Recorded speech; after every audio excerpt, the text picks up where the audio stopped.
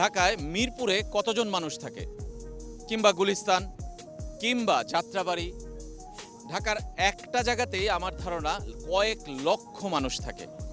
আর পুরো কেপ ভার্দেতে 5,30,000 মানুষ। বুঝতেই পারছেন এই ছোট্ট একটা দেশ আফ্রিকার, তারা যে কীর্তি করে চলেছে বিশ্বকাপে সেটা অবিশ্বাস্য। পরপর 2 ম্যাচে 2 সাবেক বিশ্ব চ্যাম্পিয়নকে রুখে দিয়েছে। স্পেনকে প্রথমে গোল শূন্য ড্রয়ে, আর আজকে উরুগুয়েকে 2-2 গোলে। Colgate Max Fresh আছে আইসি কুলিং ক্রিস্টালস যা দেয় ম্যাক্সিমাম ফ্রেশনেস সহ Colgate Max Fresh। এবং গোল করেছে আগে কিন্তু কেপ ভার্দে। বিশ্বকাপের এই ম্যাচটা ছিল বিশ্বকাপের ইতিহাসে সবচেয়ে কম জনসংখ্যার 2 দেশের লড়াই। কেপ ভার্দেরটা আগেই বলেছি 5,30,000, আর উরুগুয়ের জনসংখ্যা 34 লাখ।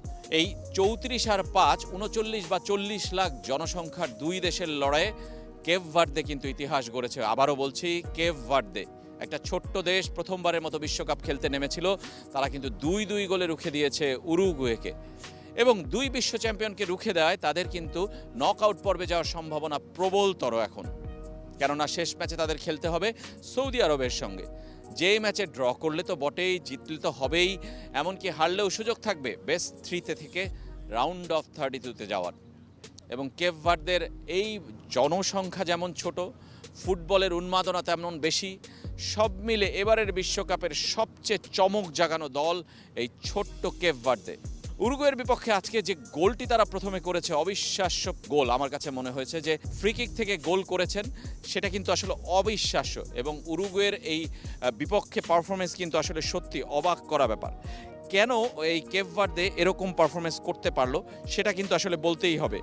এবং আমরা বলছিলাম যে কেভিন পেনা তিনি কিন্তু প্রথম গোলটি করেছেন এবং প্রথমার্ধে, এরপরে উরুগুয়ে সমতায় ফিরেছে, এগিয়েও গিয়েছে, কিন্তু আবারও দ্বিতীয়ার্ধে কিন্তু উরুগুয়ের বিপক্ষে সমতায় ফিরিয়েছে কেপ ভার্দেকে দ্বিতীয় গোলটি করে। সুতরাং কেপ ভার্দে 2 ম্যাচে 2 পয়েন্ট, তারা কিন্তু এবারের বিশ্বকাপের সবচেয়ে চমক জাগানো দল, আলোচিত দল এবং সবচেয়ে ডার্ক হর্স কিংবা সবচেয়ে জায়ান্ট কিলার যদি বলি, সবই তাই।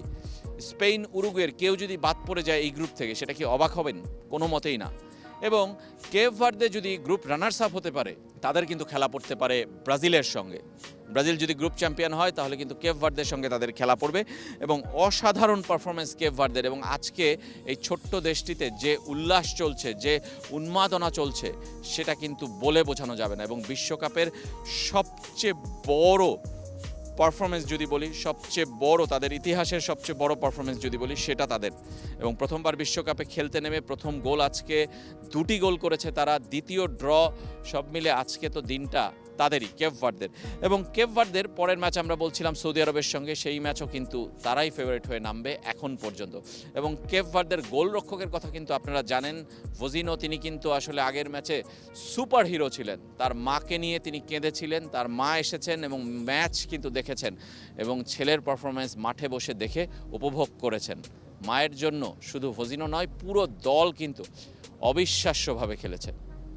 সুতরাং কেপ ভার্দে এবারের বিশ্বকাপের সবচেয়ে চমক জাগানো দল।